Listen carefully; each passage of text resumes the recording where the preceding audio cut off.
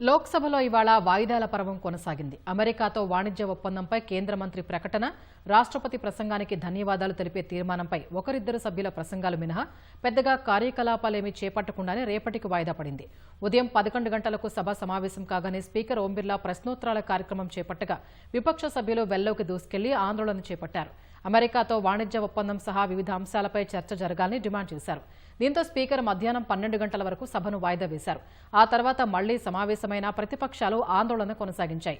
విపక్ష సభ్యుల నినాదాల మధ్యనే కేంద్ర వాణిజ్య శాఖ మంత్రి పీయూష్ గోయల్ అమెరికాతో వాణిజ్య ఒప్పందంపై ఓ ప్రకటన చేశారు.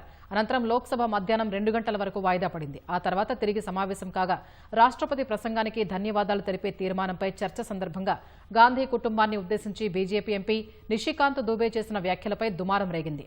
దీంతో ప్యానెల్ స్పీకర్ టి కృష్ణప్రసాద్ సాయంత్రం 5 గంటల వరకు వాయిదా వేశారు. ఆ తర్వాత మళ్లీ సమావేశమైన విపక్ష సభ్యులు ఆందోళన కొనసాగించడంతో ప్యానెల్ స్పీకర్ సభను రేపటికి వాయిదా వేశారు.